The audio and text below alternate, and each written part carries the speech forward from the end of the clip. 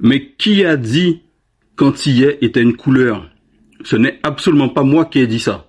Et votre réponse illustre justement le problème que je soulève. Quand quelqu'un dit « je ne suis pas noir, je suis antillais », il présente ces deux mots comme si l'un devait remplacer l'autre. Mais moi, je vais aller plus loin que ça. Vous voulez critiquer le mot noir? Très bien, critiquons-le. Demandons-nous d'où vient cette manière de catégoriser des êtres humains. Demandons-nous pourquoi on résume des populations extrêmement diverses à une caractéristique physique. Demandons-nous ce que ce mot raconte réellement de leurs histoires, de leur culture ou de leur identité. Aucun problème. C'est même exactement le genre de réflexion que je défends dans mes pamphlets. Mais dans ce cas, faites exactement le même travail avec le mot antillais.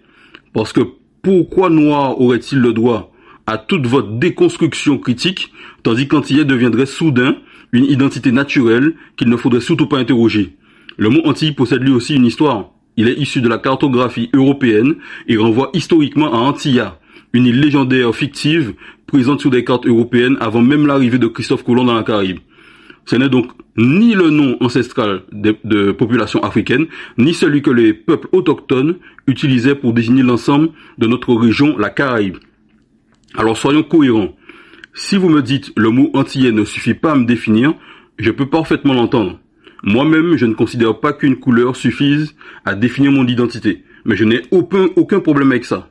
Mais si vous êtes une personne afrodescendante de la Caraïbe avec une histoire familiale issue notamment de populations africaines déportées dans cette région avec des caractéristiques physiques associées à cette ascendance, peau fortement mélanisée, cheveux crépus, certains traits morphologiques et que vous me dites « je refuse noir parce que ce mot ne me définit pas, moi je suis antillais », alors ma question devient « pourquoi déconstruisez-vous le premier mot mais jamais le deuxième ?»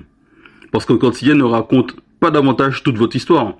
Et surtout remplacer noir par antillais ne fait pas disparaître votre ascendance africaine.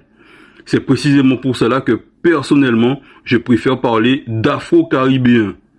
Et chaque partie du mot a son importance. Afro, parce que je ne vois aucune raison d'effacer l'Afrique de mon histoire.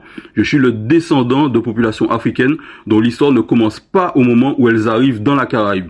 Puis caribéen, parce que plusieurs siècles d'histoire ont également créé quelque chose de nouveau dans cet espace. Je ne prétends donc pas être simplement africain, je ne prétends pas non plus que mon histoire commence dans la Caraïbe. Afro-caribéen permet de maintenir les deux dimensions ensemble. Et c'est exactement le cheminement que je développe dans mes pamphlets Krianka. Je questionne créole, je questionne Antilles et je questionne ce que Caraïbe avec un K peut devenir lorsque nous cessons simplement d'accepter les catégories héritées comme si elles étaient naturelles. Donc non, antillais n'est pas une couleur, n'est pas une réponse à mon propos. Je n'ai jamais prétendu le contraire. Mon argument est beaucoup plus simple.